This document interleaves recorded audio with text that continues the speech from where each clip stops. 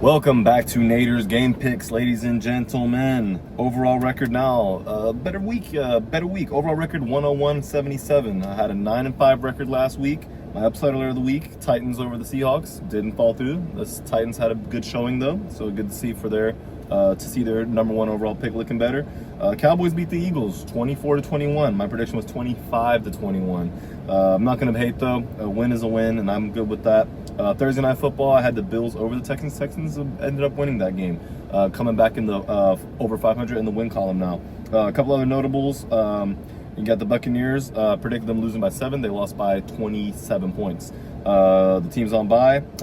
Going into week 13, no teams on bye. We have the Thanksgiving break, Thanksgiving stretch. 3 games on Thanksgiving, 1 on Black Friday. And then the Sunday slate of games and Monday Night Football. All 16 teams are playing, so all 32 teams are playing, so that means we have 16 matchups. Let's go ahead and break down what week 13 is looking like.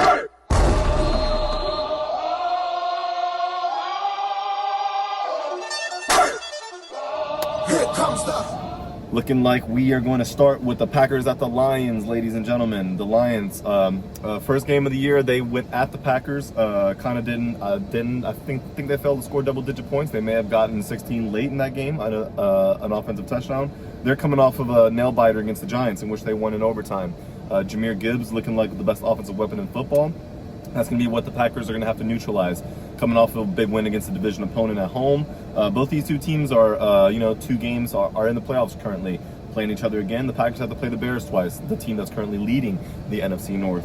Not a lot of people would have had that probably coming into the year, but that's how it is currently.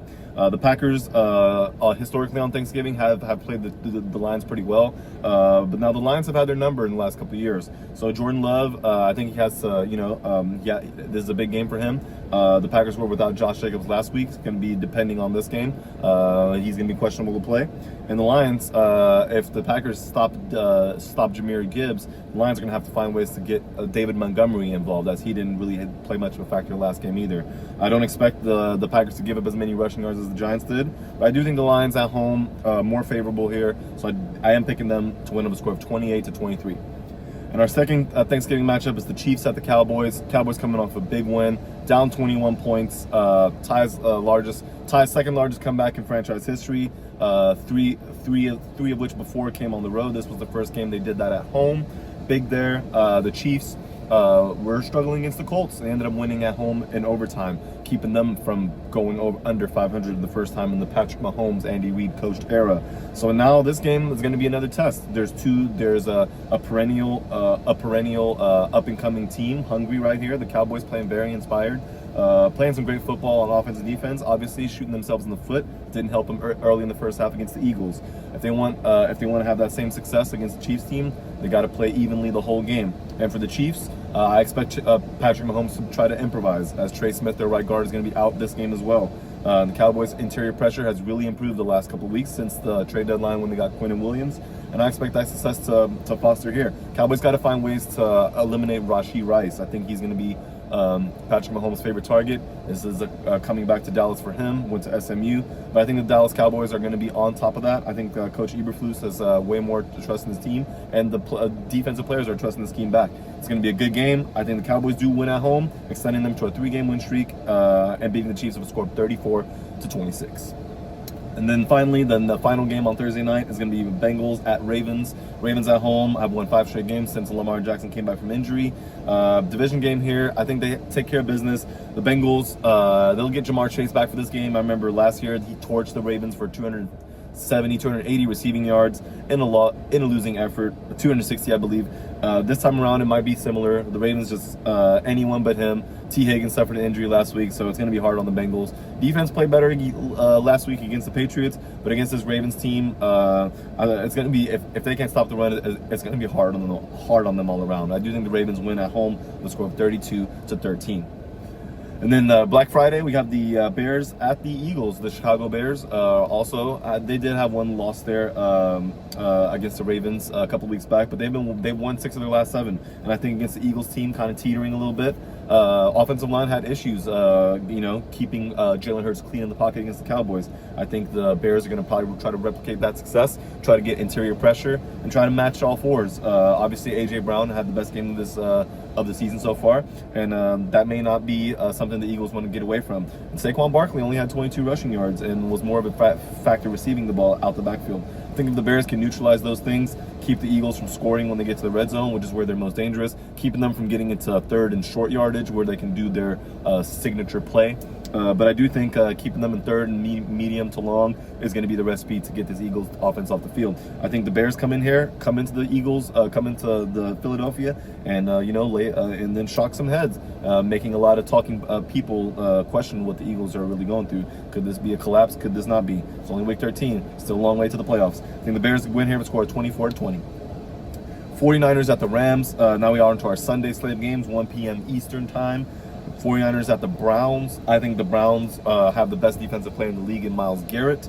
Unfortunate that they can't always win the games. They won last week. Shedeur Sanders' first career start, albeit against the Raiders team. A win is a win in the NFL. They're playing the Niners now, and I think this is going to be a lot tougher on Shedeur Sanders. Obviously, the Robert Saleh-led defense. Playing on Monday night, coming back to play a Browns team on the road.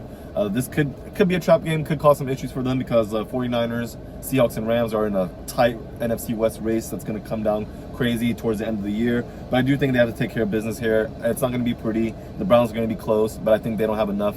They're not going to do enough on offense to score enough points. And I think the Niners just get away with converting enough red zone trips to points, whether it's touchdowns or field goals. I think the Niners win with a score of 19-17 on the road against Cleveland.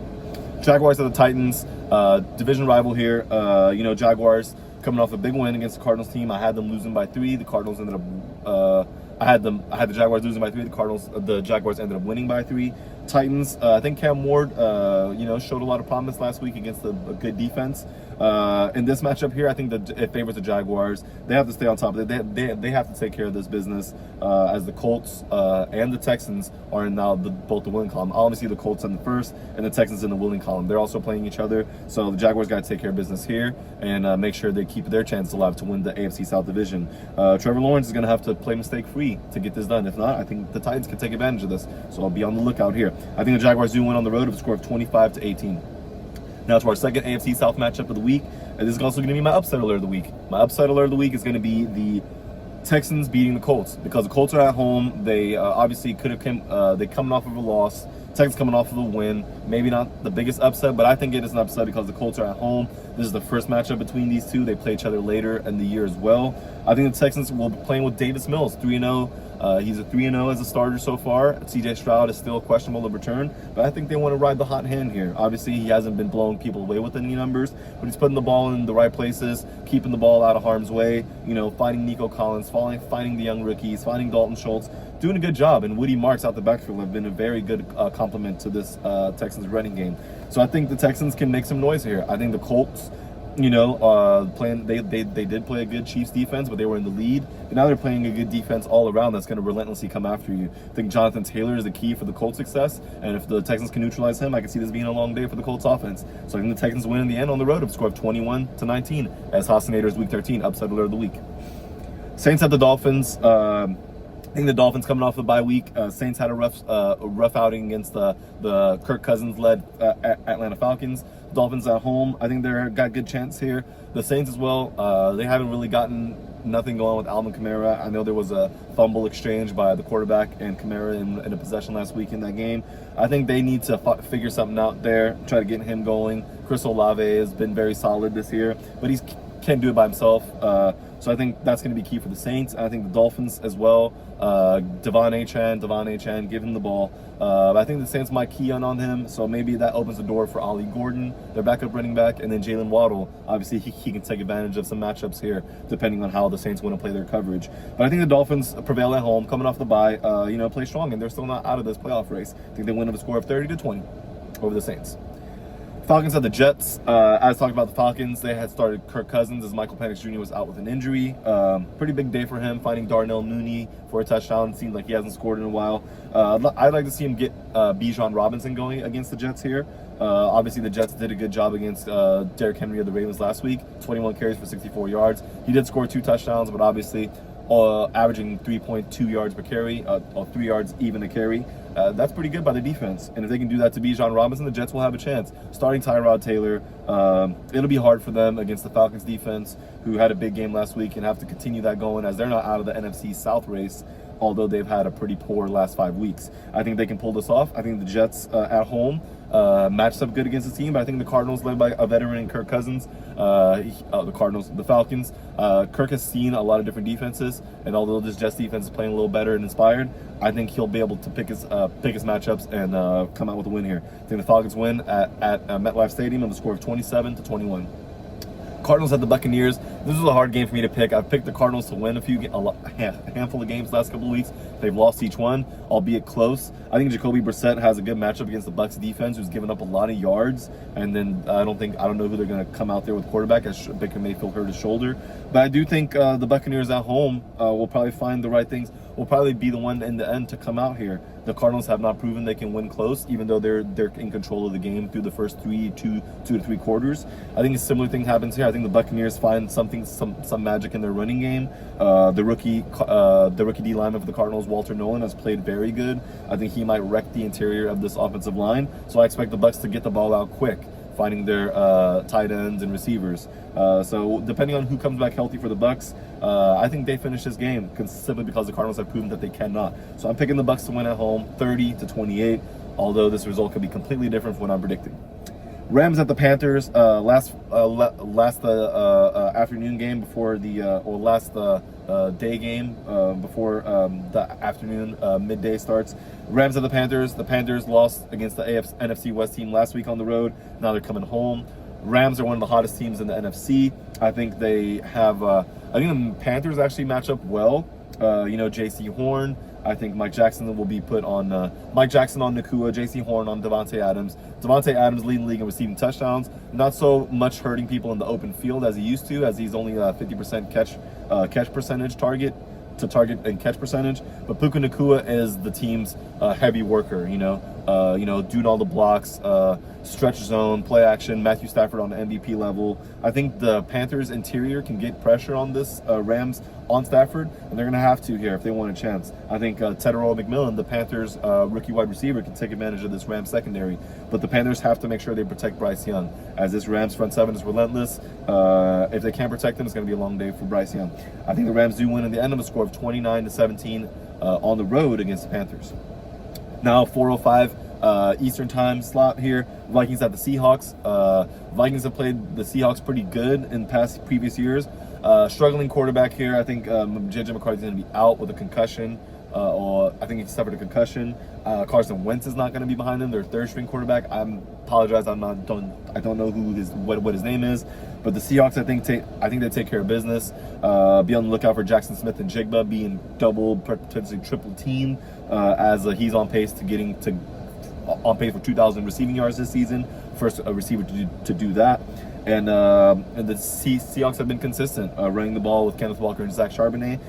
If the Vikings want to have a chance, they have to force some turnovers on defense here, as their defense has had a lot to do, been on the field way too long the last couple of weeks, as the Vikings offense continues to struggle. And the Seahawks win here at home of a score of 31-16 at Lumen Field. Bills at the Steelers. Another matchup here between two teams who are kind of inconsistent in the pickings. I picked the Steelers to win a lot of games. They lose a lot of close games. Bills on the road here. I think the Steelers play the best at home. Their defense plays very good at home. I think the Bills will commit some turnovers. Josh Allen will run around, improvise, maybe fumble the ball, maybe throw some interceptions. They just signed Brandon Cooks. It's not looking good for their 2024 early second round pick in Keon Coleman, as he's been a healthy scratch the last 2 games. Khalil Shakir had a fumble last week. Dalton Kincaid inactive. Dawson Knox. It's kind of been a full, kind of rough on them. Offensive line not been able to protect Josh Allen for an extensive amount of time. They might want to have to get James Cook going against the Steelers here, who have given up some rushing yards, but at home they're a different beast. And I think Steelers with Mason Rudolph, and whether it's Rudolph, maybe it's Aaron Rodgers with that wrist injury, they have to take advantage of the Bills' running defense. They want to get out in space. They just try to get the ball to their receivers, DK Metcalf, as they have not produced in the middle of the season as much as they did in the beginning. So I do think the Steelers at home. I think the Bills come in and take this and take this game, simply because I don't think they make enough plays in the end. The Steelers, they may have 3 turnovers forced and maybe a defensive touchdown, but if they can't run the ball against the Bills, who are obviously knowing that the Steelers are probably going to plan to do that against them, I think they fall short, and I think the Bills win on the road here with a score of 26-23. Both these teams are fighting for their playoff lives because they're not looking as good as they did early in the year. Raiders at the Chargers, AFC West division matchup here. I think the Chargers at home, coming off the bye, big win to, well, actually they lost going into their bye, lost big against the Jaguars, so they're coming out here and have something to prove. Raiders team haven't showed much, just fired Chip Kelly, their offensive coordinator, earlier this week. I think the Chargers take care of business. Jim Harbaugh is going to run the ball. I think they get some players back from injury too, which will help them out. Justin Herbert, you don't need Justin Herbert to throw the ball more than 30 times this game, so I would like to see them to run the ball, take care of business, and don't let the Raiders give them no hope, potentially giving them turnovers. So I think the Chargers win at home over a score of 24-12 over the Raiders. Sunday Night Football, we got the Broncos at the Commanders. Commanders hosting Sunday Night Football. They're also coming off a bye. Hopefully they're getting some players back healthy. They've been banged up all year. Deebo Samuel, Terry McLaurin has been banged up. I think the Broncos come in here coming off of a bye as well. Both these two teams, I think the Broncos come in. I think they take care of business. I think it could get ugly for the Broncos if they can't get going early, but I think the Commanders have showed on film that if you can score early and then just keep them from playing with the lead, it won't be easy on them, as they haven't been able to establish much of a run game by this on this offense. So I think it's going to be a struggle for them to get anything going against a very stout front seven of the Broncos. I think the Broncos went on the road of a score of 30-16. Giants at the Cliff Kingsbury led offense of the Commanders. I was thinking Lincoln Riley. My bad, guys. And finally, Monday Night Football, the Giants at the Patriots. Famous Super Bowl matchup here. I think the Giants look fun, look excited last week. They just gave up 500 yards of offense to the Lions, which is why they lost that game in overtime. They could have stole one there. They're going at the Patriots. Patriots also didn't look the best in a win last week against the Bengals.